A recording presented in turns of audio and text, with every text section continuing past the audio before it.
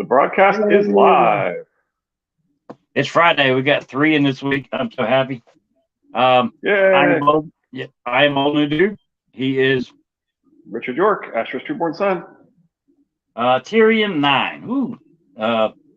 It's kind of nice to get out of the darkness that were the last 2 chapters, or that feeling that those chapters brought on, and get to a Tyrion one to kind of break it up a little bit. So that's very, very nice to have. Went out today. It's freezing. It's windy. There's so many people just shopping. I refuse to go out for the rest of the weekend. I'm done. I'm not going anywhere. But all right, Tyrion 9. If you've seen any of these videos, you know we start with the brains of the operation. Richard, he will say what he saw in the chapter, and then I'll jump in with my stupid stuff. So take it away, Richard. Thank you, sir. In this chapter, Tywin sends Tyrion to court. "They have my son," Tywin Lannister said. "They do, my lord." The messenger's voice was dulled by exhaustion. On the breast of his torn surcoat, the brindled boar of Crakehall was half obscured by dried blood. "One of your sons," Tyrion thought. Of course, we think Tywin has only one biological son, and it's not Jaime. That is true. "How could this happen?" Sir Harris Swift moaned. "How? Even after the Whispering Wood, you had Riverrun ringed in iron, surrounded by a great host. What madness made Sir Jaime decide to split his men into 3 separate camps? Surely he knew how vulnerable that would leave them." "Better than you chinless craven," Tyrion thought. Jaime might have lost Riverrun, but it angered him to hear his brother slandered by the likes of Swift.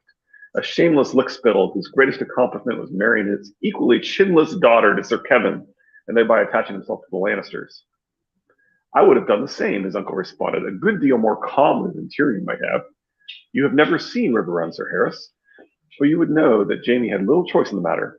The castle is situated at the end of the point of land where the Tumblestone flows into the red fork of the Trident. The rivers form 2 sides of a triangle, and when danger threatens, the Tullys open their sluice gates upstream to create a wide moat on the 3rd side, turning Riverrun into an island. The walls rise sheer from the water, and from their towers the defenders have a commanding view of the opposite shores for many leagues around. To cut off all the approaches, the besieger must needs place 1 camp north of the Tumblestone, 1 south of the Red Fork, and a 3rd between the rivers, west of the moat. There is no other way. None." "Sir Kevin speaks truly, my lords," the courier said. So despite what I said in Triplet Targaryens episode 5, Harris Swift will be the next hand of the king. But the person who runs this discussion is Kevin, and he does so more effectively than anyone else is capable of. Tyrion sort of even admits he wouldn't handle this nearly as well with this whole, more calmly than I would have done. So in my defense on that episode, I sort of forgot about Harris Swift's, hand for a fortnight kind of status, but to be fair, so did Cersei and Harris.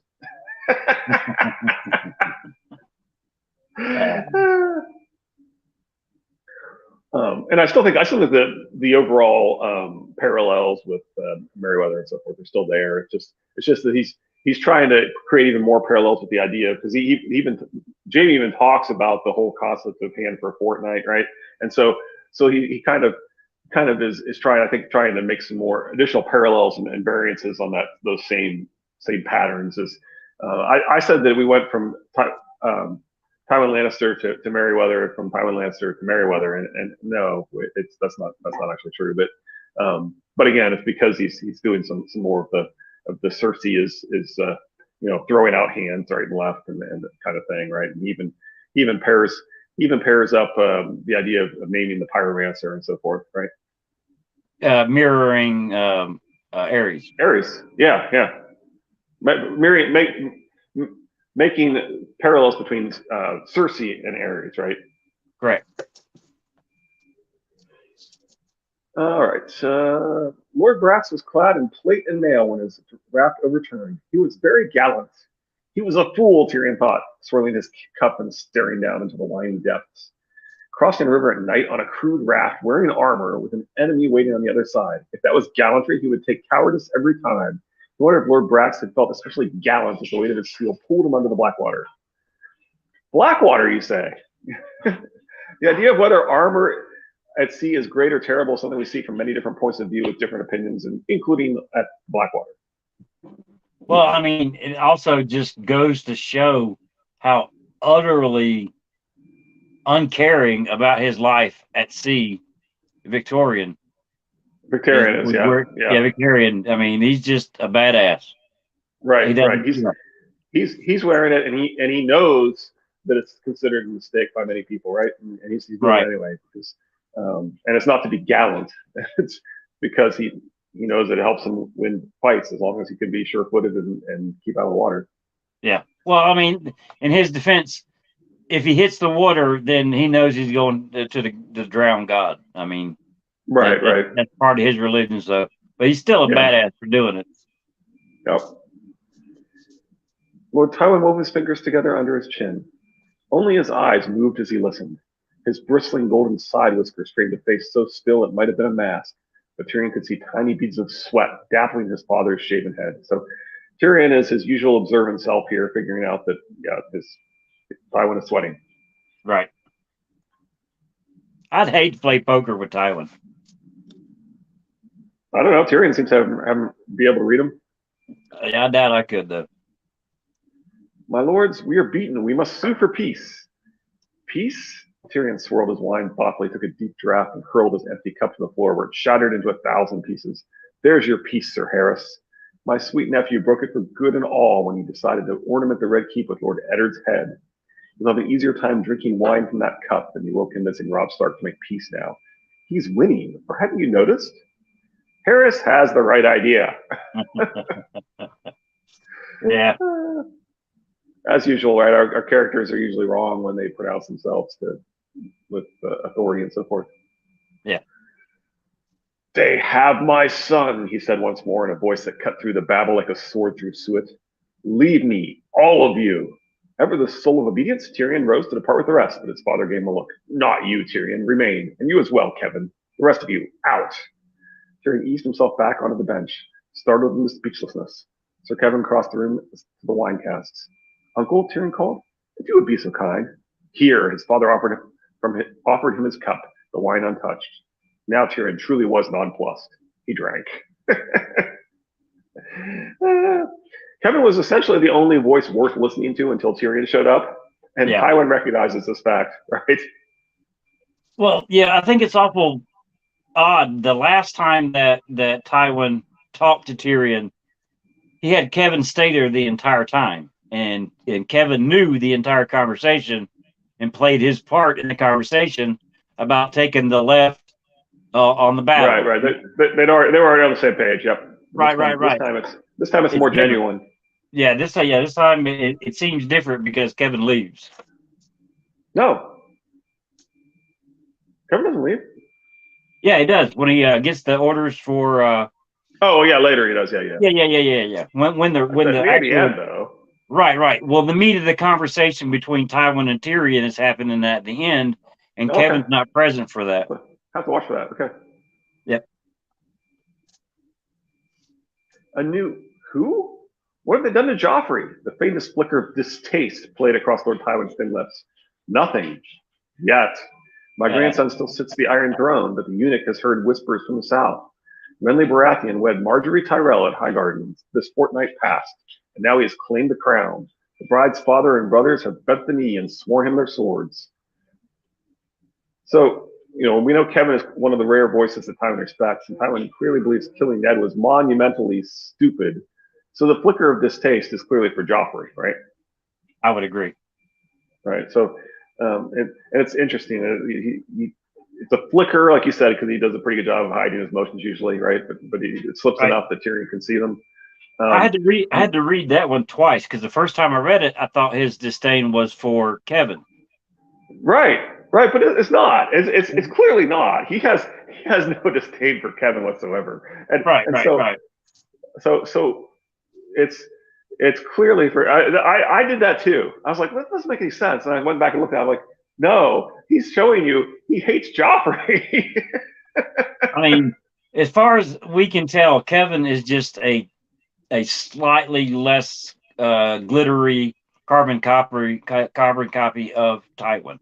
They're of And, one mind on and everything. I think there's some signs that he might even be smarter than Tywin, and Tywin recognizes that, right? And he looks to him for, and Tyrion thinks that he doesn't have an idea until Tywin does, and I think it's almost the opposite. It's that so Tywin has recognized that he needs his brother's eyes on things in addition to his own, and to get on the same page and then move on.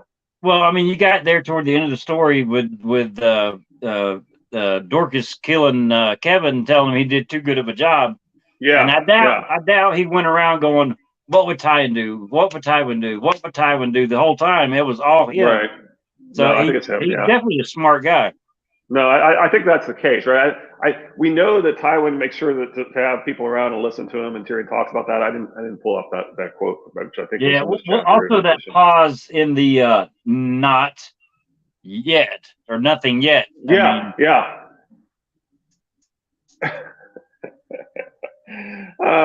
She was saying that's one, but she's lost service. Yeah, yeah, yeah.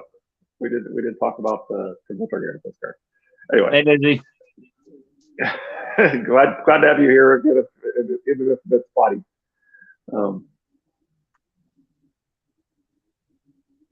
They're going to Utah. Utah. Yeah, pretty state. Lots of great national parks in Utah. Excuse me. All right, where were we? How is King Joffrey? How is King Joffrey taking the news? Tyrion asked with a certain black amusement. Cersei has not seen fit to tell him yet, Lord Tywin said. She fears he might insist on marching against Renly himself. With what army? Tyrion asked. You don't plan to give him this one, I hope. He talks of leading the city watch, Lord Tywin said. Cersei is not nearly as irrational as Joffrey. No. She'll get there later, but she's definitely a little more rational. Now, we know Littlefinger has an influence to the negative on Joffrey, but this is pretty much all Joffrey, though. This isn't No, Littlefinger. I agree. Yeah, this is the arrogance. It's his personality, his maybe his double biological grandfather coming through. Well, I mean, I pretty much think that the damage is done by the Littlefinger influence on him. He's past the point of return. The Joffrey is Joffrey from this point on. Yeah, yeah, and it feels like the nothing yet is like Tywin realizing that this guy's doomed, right? He's not acceptable king. Yeah, the 7 or 8 year old child would be a whole lot easier to shape into a king than right. But once you realize that the flicker of distaste is for Joffrey, and then you see nothing yet, you realize he's really saying that this guy's not going to be able to cut it. No. Well, I mean, that's like the nail in the coffin for a lot of people thinking that Tywin was behind the death of Joffrey. I think he was. I think he was in on it. I'm kind of on the Preston Jacobs that the intended person to die was Tyrion. I used to think that, but I think there's too many signs that people knew that Joffrey wasn't going to be king. For example, the Tyrells are very picky about the second wedding, and they just let the Lannisters do all the Lannister symbolism and everything on the first wedding. But but they specifically speak up and say, no, we need Baratheon symbolism here. They don't care about Joffrey's wedding. They do care about Tommen's wedding. Yeah, I still like the other one though. Sorry. Yeah. I have felt from the beginning that Stannis was a greater danger than all the others combined, yet he does nothing. Oh, Varys hears his whispers. Stannis is building ships. Stannis is hiring sellswords. Stannis is bringing a Shadowbinder from Ashai. What does it mean? Is any of it true? He gave an irritated shrug. I think Dorcas has done a great job there. Now, I wonder when the Shadowbinder was sent for, or was she sent for? Well, he's bringing a Shadowbinder from Ashai, which I don't. I think it's, she's already with him, and he's going to be bringing her. I think it's a reasonable statement. Yeah, but I wonder who initiated it, though. Was it Mel or was it Stannis? Yeah, I think Mel, but yeah, that's what I was thinking. But Dorcas still has good, accurate information. The information in this chapter is actually almost all very accurate. There's none of that. Even though Tywin is doubting it, because it's almost unbelievable to him, but it's accurate. Jaime has left us in a bad way. Roose Bolton and the remnants of his host are north of us. Our enemies hold the twins in Moat Cailin. Robb Stark sits to the west, so we cannot retreat to Lannisport and the Rock unless we choose to give battle. Jaime is taken, and his army, for all purposes, has ceased to exist. Thoros of Myr and Beric Dondarrion continue to plague our foraging parties. To our east, we have the Arryns. Stannis Baratheon sits on Dragonstone, and in the south, Highgarden and Storm's End are calling their banners. Tyrion smiled quickly. Take heart, father. At least Rhaegar Targaryen is still dead. It's interesting how often we see hints at Rhaegar living, though, and this is one of them, right? That it would be ironic if Rhaegar, in fact, was survived somehow. Yeah. So on the morrow, we make for Harrenhal. Kevin, I want Sir Adam's outriders to screen our movements. Give him as many men as he requires and send them out in groups of 4. I will have no vanishings. As you say, my lord, but why Harrenhal? That is a grim, unlucky place. Some call it cursed. Phew! Boom! Yeah, I was wondering where that thing come in. Now, did you Preston notice agrees. that? Go ahead. I was going to say, Preston agrees with Kevin that this never really made any sense. Well, did you notice that pause between so and on the morrow? I think there's some little bit of yeah. I think there's a little bit of influence going on from this point on in the conversation. It could be when somebody does something that doesn't really make any sense. One explanation could be it's something that needed to happen for. Right. Well, I think that pause is the little hidden fingers going on, because this is the point of the conversation when he gives Kevin orders and Kevin leaves, and then this is a non-typical conversation because we got Tyrion and Tywin alone. Oh, right. You're right. Because So tell them I want to see the river to fire from the God's eye of the Red Fork, and he says it'll do it, right? So this is a short-sighted but understandable approach to war by the Lannisters, right? This is they are going to kind of regret this decision, but it's as with most war, it's you can see why people get upset and take out their anger on their enemies and so forth. Yeah. I am sending you to court. This is the last thing Tyrion Lannister would ever have anticipated. He reached for his wine and considered for a moment as he sipped. And what am I to do there? Rule, his father said curtly. Tyrion hooted with laughter. My sweet sister might have a word or two to say about that. Let her say what she likes. Her son needs to be taken in hand before he ruins us all. I blame those jackanapes on the council. Our friend Peter, the venerable Grand Maester, and the cockless wonder, Lord Varys. What sort of counsel are they giving Joffrey when he lurches from one folly to the next? Whose notion was it to make this Janos Slynt a lord? The man's father was a butcher, and they granted him Harrenhal. Harrenhal, that was the seat of kings.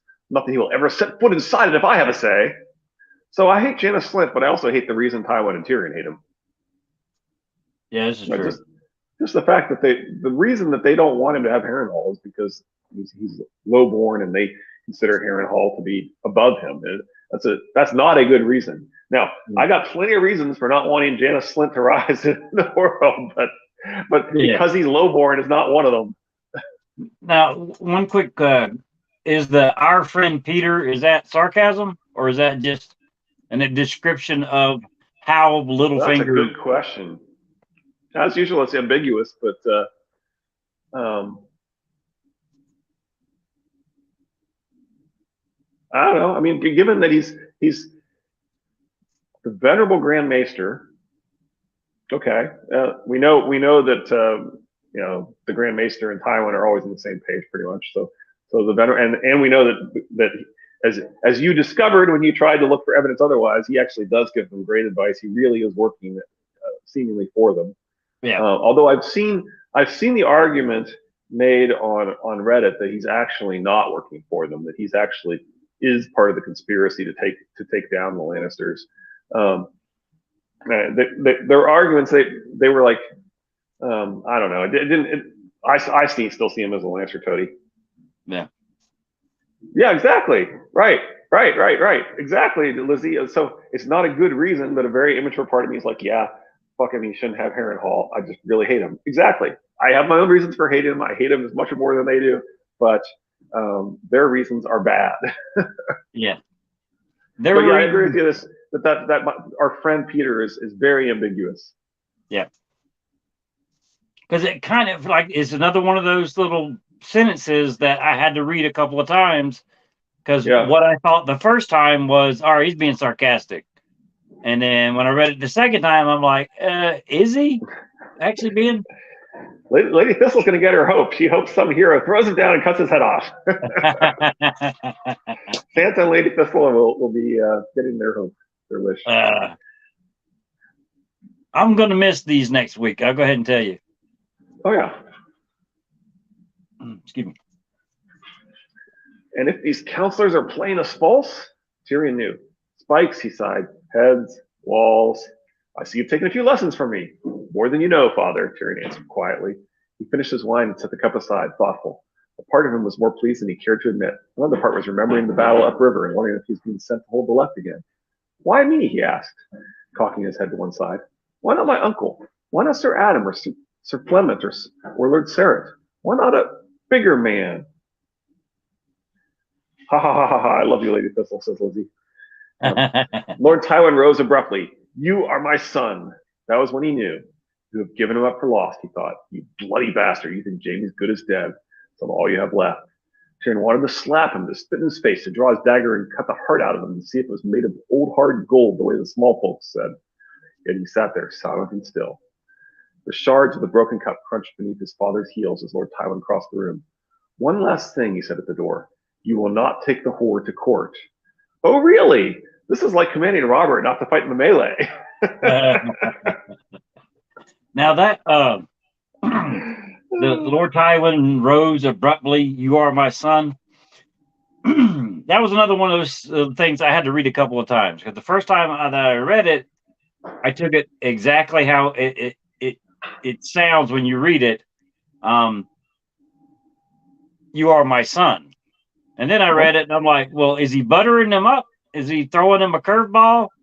And then the next time I read it, I'm like, is Tyrion correct? And he's given up on Jaime. And then I got confused. I'm like, well, I don't think Tywin's given up on Jaime. That's the golden boy. And so I don't know how he meant it. It's one of those sentences. I'm like, okay, is it buttering Tyrion up? Well, I think Tyrion's interpretation is that basically Tywin only considers himself to have one heir, one and only one son, right? And now he's saying his one and only one son is now Tyrion in this case. Okay. That's how Tyrion's taking it. Yeah, but we usually point out that when Tyrion's usually right, wrong. Right. Yeah, characters are usually wrong, so it's a good question. So you like my comment that's like commanding Robert not to fight in the melee? Yes, that was a very, very good comment. Shay murmured sleepily and rolled toward him when he sat on the edge of the feather bed. He slid his hand under the blanket and cupped her soft breasts, and her eyes opened. My lord, she said with a drowsy smile. When he felt her nipple stiffen, Tyrion kissed her. I have a mind to take you to King's Landing, sweetly, he whispered. Bait taken. Right. That's clearly what's going on in terms of Tyrion. Clearly thinks that Tywin's given up on Jaime and is reviving Tyrion. Yeah, maybe he means that Tyrion is now his only heir and he wants him safe behind the walls of Red Keep. Less about his son and more about his legacy surviving him. Right. That's what I'm saying. Is that Tywin only considers himself to have one and only one heir, and his son is his one and only one heir. I'm sorry, my comments also pop up late. There's a delay. It happens. Yeah, anyway, I tend to agree with Lady Thistle on this now, and you. Yeah, well, certainly. Only our name survive. Yes, legacy. What is this brief mortal life? Anyway, so yeah, I put bait taken, right? So I do think that Shay is close with Tywin, possibly was with Tywin, given the somewhat duplicitous answers that Bronn and Shay give Tyrion as they. Bronn changes the subject. And he says, "Who was she with?" Right, and who do you think she would be with? Right, who would the most beautiful woman be with at camp? Right. So, and we know they have a relationship immediately afterwards. We know that he's already aware of her. Like the fact that Tywin is already aware of her at this point, right, is kind of suspicious. And she specifically asks about all of the, as I think it's Preston points out, that she specifically asks about all the events. Oh no, I know that's the order of reading. Now I think about it, but she specifically asks about all the events associated with when the poisoning is going to take place. When she's wanting to go to the wedding, Mm-hmm. right? So it's the implication is she seems to be in on the poisoning, right? She wants to be there to see Joffrey die. Now, as far as your comment that that it being like telling Robert not to fight in the melee, was Tywin telling him that so he would take her to court? I think so. I think, like I said, I think she's Tywin's. She's in close with Tywin, and possibly Peter as well, right? Yeah. And of course both Toodles and the Order of the Green Hand think that she's a daughter of Oberyn, whether or not she's actually Sorella. That she knows way too much about Oberyn and his family. Now, are we saying that she is Tywin's eyes and ears in King's Landing? That's what I'm thinking. There? Yeah, that's what I'm thinking. I think she's actually working with Tywin. Okay. I didn't catch that until just now. So yeah, that's what I think. I think that the implication is he knew about her right at the beginning. They were very cagey about where she came from. He's clearly sleeping with her later, and I think maybe he knows Tyrion well enough that he can convince him to actually take her to King's Landing to keep an eye on him. All right, cool. Yeah, that's what I consider to be at least a reasonable interpretation. It could be wrong, but No, I tend to agree completely on that one. Like I said, that one went straight over my head until just now. But that's why I love these videos, because there's a lot of stuff that I'm too short to catch. So Lady Thistle's convinced she works for Varys, which is why he was so quick to suggest a job other than the kitchens. He had an interest in where she would be placed. That's possible too. She's definitely someone who's more connected. Now she gets placed. I've heard that. What's the girl's name? Lawless. Stokeworth. Right, and then Stokeworth is part one of the two things later. Dorcas. George for Dorcas. That's right, Dorcas. I think I'm gonna make a ceramic Dorcas for Christmas. Up next, we have John. I think it's his 9th chapter, where Ghost is very helpful, just not for John. Yep. Unfortunately, that one will be at the beginning of the new year. Yeah. Ooh, Swagger Dagger. Just started a reread to help me cope through this miserable long night of a winter. This is fitting. Long time no see, Swagger. And I love that. He would have her working it. And he gets her in with Tywin, another optimal position once Tyrion is arrested. Yeah, that's reasonable too. Now, when Tyrion goes to talk to Tywin about getting what he deserves, is it the Shay's information that what went on while Tyrion was there? Is that the nail in the coffin for Tyrion? It seems like Tywin's like, don't talk to me about what you think you deserve, because you did this, and this. Yeah, it could be. Swagger Dagger says, "Good to see you." Just in time for Christmas. Wasn't expecting a Game of Thrones to make me feel so damn nostalgic. yeah, definitely. Oh man, I can't believe we're almost done with this first book. Yeah. How many chapters left? We got John, Catelyn. Oh, John is the 3rd from the end, huh? We'll see more after that one. Well, that'll be the first week of the new year. We'll probably do 2 that week because Monday we'll probably skip. So Oh, and also to be the first Wednesday of the month. You have Oh yeah, those are the oh, that's the point. Yeah.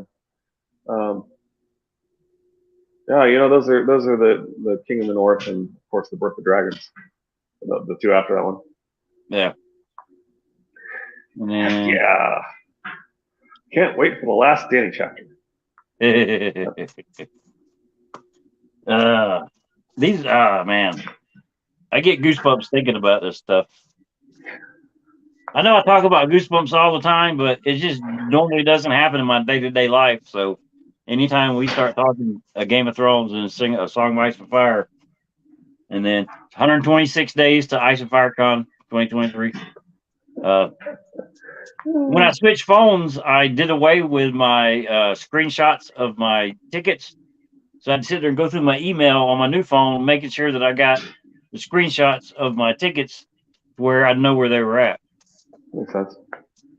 And I try to find my backed up to Amazon Prime or something. No, I got them on the new phone now. I couldn't find my confirmation to my hotel room.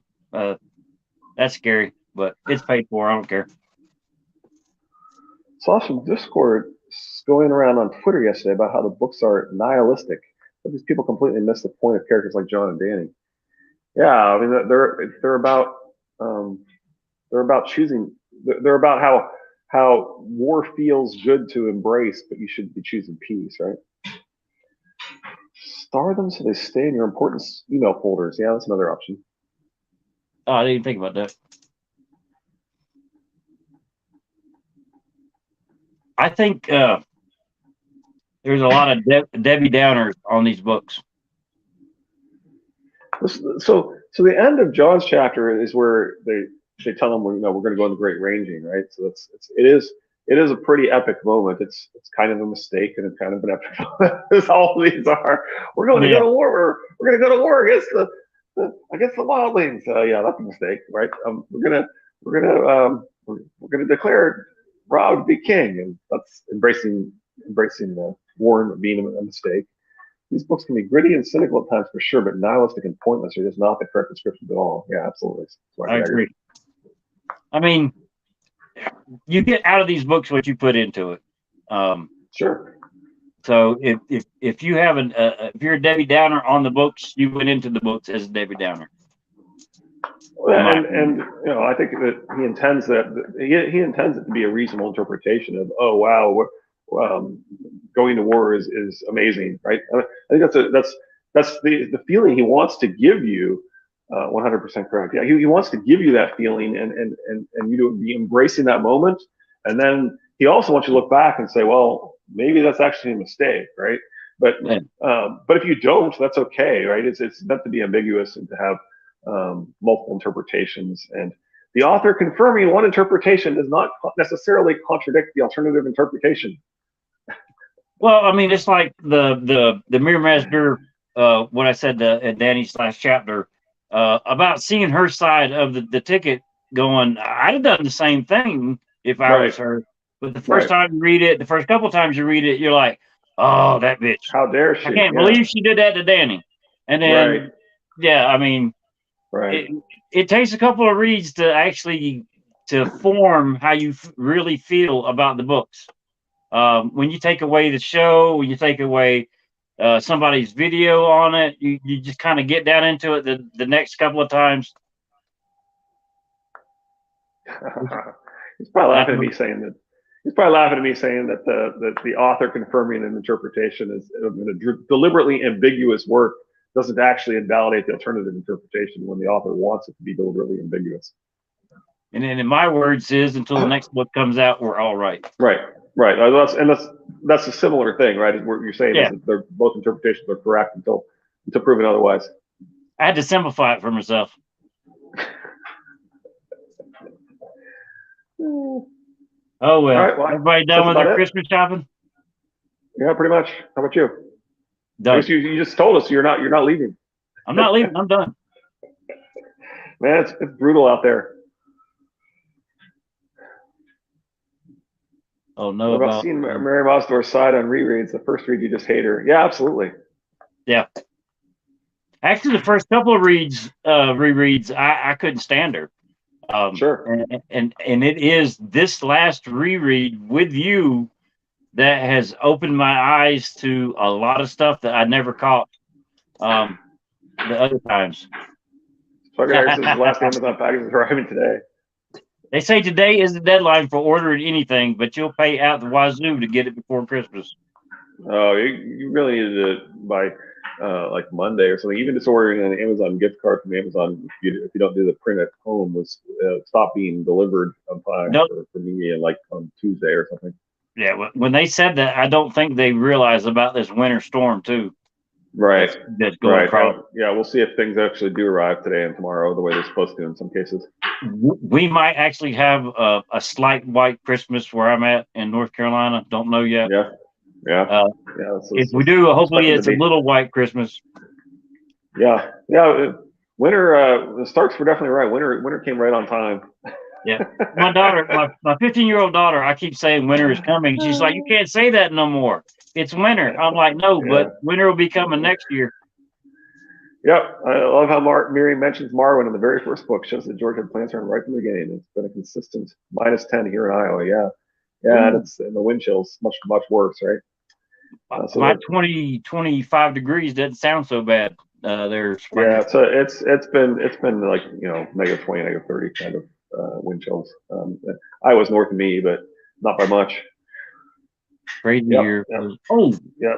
It's crazy here. Real feels about -+7. I'm ready for spring. I've been waiting for Marwin's big break. Yeah. We're all ready for spring to get here. We also see Marwin come up again, right? He comes up in with what's Kyburn. Swagger Dagger says -45 with a wind chill. I pumped gas last night and about got frostbite. Yep. It only takes 15 minutes to get frostbite. We've got a rough drive right now from Idaho to Utah. Only through certain passes, though. It's not so bad until later. Oh, okay. Now, you please be careful there, Lizzie. Yeah, Utah is really pretty. You should definitely visit all the parks there if you get a chance. Marwin coming through. Marine to show Danny how to use a glass candle is my prediction. Now, do we think that Marwin was one of those that could actually light the black candles before all this? I mean, I don't think anybody could until the comet approached and near the end in Bran's last chapter of Game of Thrones. Stay warm and safe. Yeah. I'm driving and commenting and watching this stream. Thank you. Just kidding. Yeah. she's implying that she's not actually driving safely. That she's too busy commenting and watching. Yeah, you're doing 360s on the interstate. Yeah. My wife got off like 30, 40 minutes early today, and she about got hit 3 times coming home, and none of it was her fault. I'm like, this is another reason I'm not getting out. These people are crazy. Oh yeah. They gotta get that last minute thing. I got up and then headed out at the time that the stores opened this morning to where I could be the first ones in to get all the groceries needed until Monday, 2 last minute items, my son's medicine. I had all that done in a 2-hour period, and it was still packed. Yeah, it's crazy. Yeah, and if you guys actually do get a dusting of snow, that could be just enough to make it slippery too. Yeah. Well, with the wind coming in and the temperature, any small body of water is frozen solid. He's laughing at her, pretending like she's all right. Driving and coming and watching the stream. Lady Thistle, are we doing just a kind of get together tonight on book club? It's about the worst time of year to be out in public. Yep. I had to wear the ball cap instead of the cowboy hat just to keep the wind from blowing my hat off. All right, we'll wrap it up. Yep, we're at 40 minutes. So, everybody, please have a safe and Merry Christmas. Yeah, it's just open chat, talk about whatever we like. Yay! All right, everybody, please have a safe and Merry Christmas. If you haven't got your last items, be extremely careful because there are idiots out there like crazy. this was a really good chapter. Like I said, it broke up the sadness and everything. But That hat comes off. yeah, it does. I mean, it's got more surface area for the wind to catch, and I don't have anything to tie it on with. Thank you so much for streaming, y'all. Thanks for joining us. I appreciate it, Swagger. But please be careful. If you Merry Christmas Merry to Christmas, everyone. Thank you. We appreciate every one of y'all. You do not know. I mean, it means Absolutely. a whole lot to us to have not glued on. No, it's not. And the other hat I got, the Jason Aldean knockoff, even has more surface area for the wind to catch. So it was a ball cap down cinched tight. But you'll see the cowboy hat in person at Ice and FireCon, without a doubt. I'll probably bring both of them. But please be careful. You need to get a wide. You need to get a wide brim hat, and so you can be egg. Well, the Jason Aldean knockoff is basically a straw hat. Okay. Yeah, I mean, pretty much. As we mentioned in Triplet Targaryen episode 3, there's only 2 straw hats in the series, both wide brim, both worn by eggs. Yeah, and that is the last the Triplet Targaryen reference this year. Of this year, yes. Yep. But we will see everybody after the new year. Please be safe. Take care. Have a Merry Christmas. I have been Old New Dude. He has been Richard York, Asher's Trueborn son. Y'all be good. Merry Christmas. Merry Christmas. Bye.